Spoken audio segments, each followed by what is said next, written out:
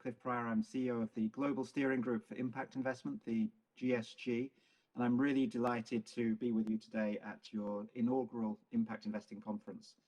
I'm going to talk about the GSG, about the Impact Task Force, and what we are seeing as the future of impact. And if I could have the next slide, please. The GSG aims to drive real impact to improve the lives of people and our planet, innovating, agitating, orchestrating the advance towards impact economies. And we know that economic systems are not successfully addressing social inequalities nor environmental sustainability.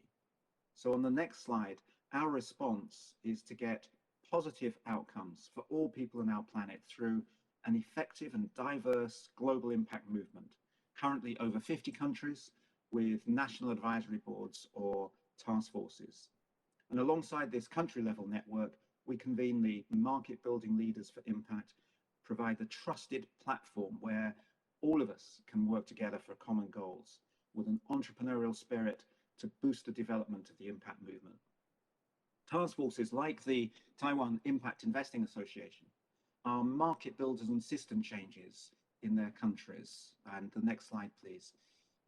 So that's built on 5 pillars: supply of capital, intermediation, demand for capital, policymakers, governments, regulators, and the advisory sector, the lawyers, the accountants, and so on, that's required. So that's a fully rounded approach to developing impact in your country. Each country diverse, bringing actors from each of the 5 pillars, inclusive across the full range of your country, with a diversity of views and perspectives. That's what creates strong governance and an action orientation, identifying what your priorities are, being the catalyst to achieve them, sharing your ideas and successes, and able to connect with others to find solutions and know-how. The next slide, please. A couple of examples from some, that's one too many. Can we go back one, please? A couple of examples from very different situations. Could you go back one slide, please? I'll take an example. The Japan impact movement launched in 2014 with the vision of harnessing the power of capital through impact investing in order to get more socially conscious capital markets.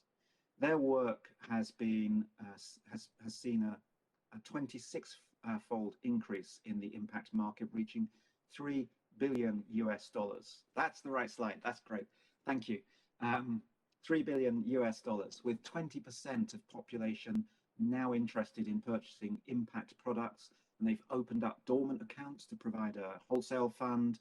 And Japan has also connected with its development finance arm JICA to support emerging countries in Southeast Asia. And then a very different country, Ghana, full of energy, still with a lot of poverty, now mapping the ecosystem, tracking the evolution of impact, creating an enabling environment, unlocking both local and international capital for impact, and working with their government to free up a fund of funds for impact enterprises. So many other examples. Every country in the movement has its starting point, its goals, its challenges, its opportunities. And that's really the joy and power of this movement. It's driven by you. So now I've been talking about impact, and I should be clear what we mean by that. Impact investment optimizes risk, return, and impact to benefit people and planet. It does so by setting specific social and environmental objectives alongside financial ones and measuring their achievement. Now, here at the GSG, we've been working on a forward strategy for the impact movement, sharing knowledge, sharing best practice, mutual support to achieve impact, and to achieve a credible, effective global footprint covering 2/3 of the world population, with all the main financial centers and 50% of the poorest populations too. A voice to power of and from each of those countries, each with their own diversity of challenges and opportunities.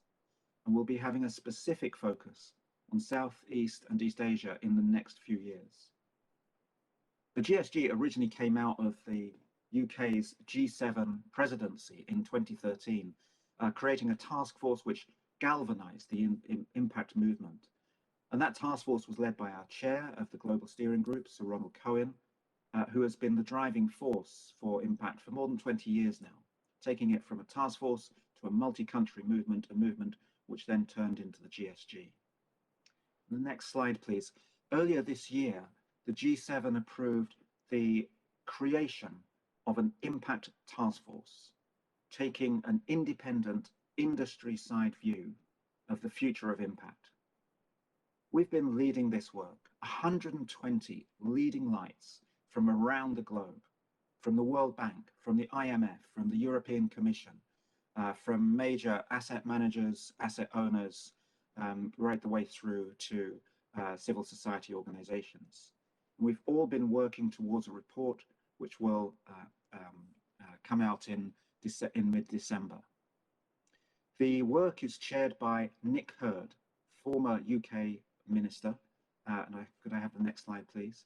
And that's supported by secretariats from both the GSG and the UK Impact Investing Institute, which is the UK's National Advisory Board. The Impact Task Force identified two high priority goals.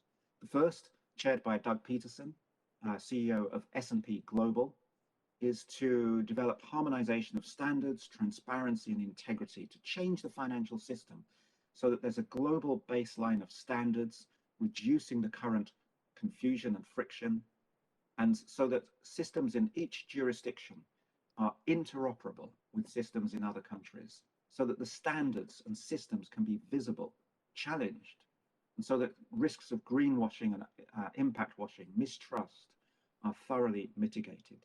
And then the second area, chaired by Dame Elizabeth Corley, formerly of Allianz, now at Schroders, to investigate and identify ways to create financing instruments that can deliver investment for the benefit of people and planet, offering actionable pathways to mobilize greater amounts of capital, to invest in solutions that contribute to meeting the long-term and inextricably linked environmental and social needs of people and planet, working for a just transition standard.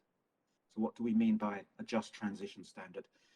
It's core to the just transition that there is recognition that climate success will be contingent on designing a transition that is both fair and seen to be fair across regions and across socio-economic spectrum.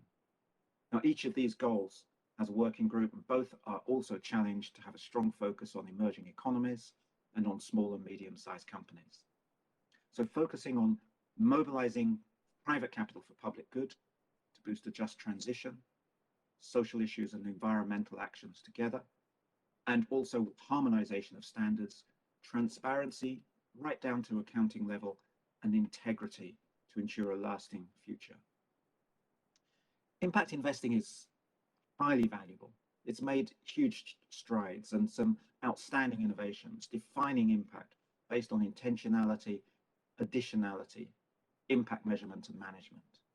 Impact investing is intentional, has an explicit intention to generate positive, measurable social and environmental impact alongside financial return. Impact investing can reach the tough areas of societal problems. It can break new ground. It can open up new opportunities. But we know the problem. In the last, nearly 20 years, impact investing has been developing. And now we have just 9 years to achieve the Sustainable Development Goals. And we're nowhere near where we are for that. And we need to achieve net zero on carbon. And the science is very clear.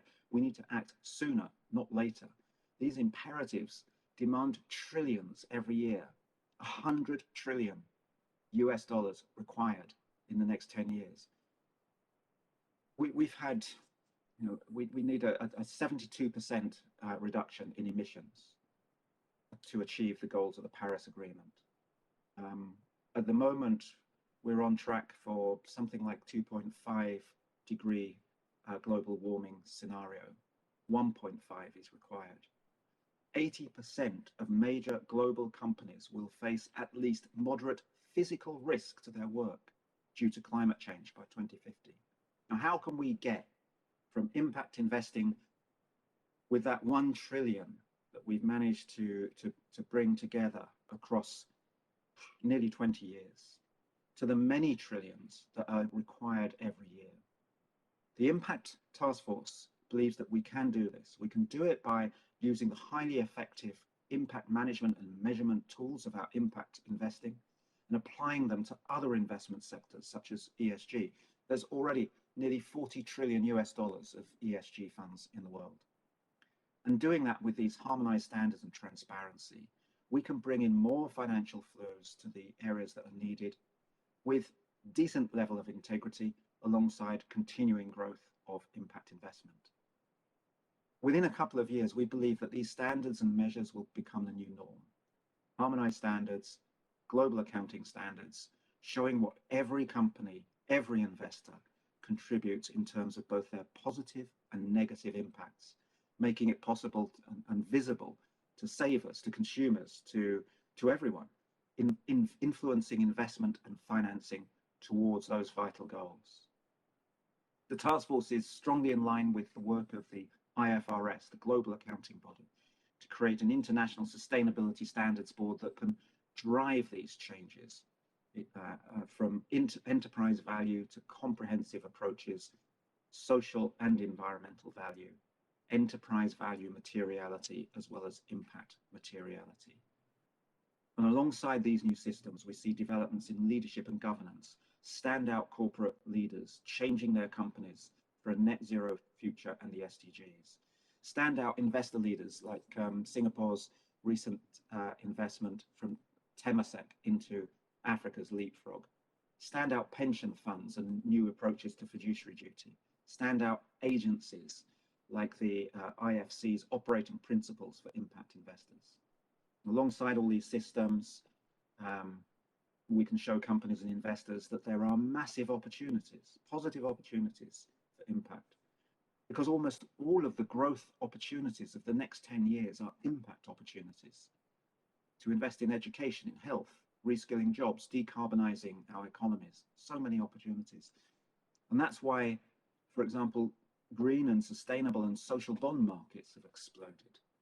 In 2020, a tenfold increase in social bonds, up to a quarter of a trillion US dollars, 131% increase in 1 year in sustainability bonds, record growth in green bonds to 1.1 trillion. In the EU, the European Commission has set out a taxonomy for impact companies and a financial reporting advisory group. In France, the Finansol savings system, which puts 10% into impact, has attracted over 1 million people and 12 billion euros. And in the US, the Impact Investing Alliance has pulled together 50 influential agencies with a manifesto which is taken up by the presidency. In the UK, the Impact Investing Institute has secured the issuance of green plus sovereign bonds, where each area of climate mitigation is linked to specific social benefits. This is massively oversubscribed for the bond issuance. All these and dozens more are in the GSG movement. You know, we can see the big themes of our time, the big changes and movements across populations. It's a movement for values, particularly for younger people who want their savings and their investments in line with their values.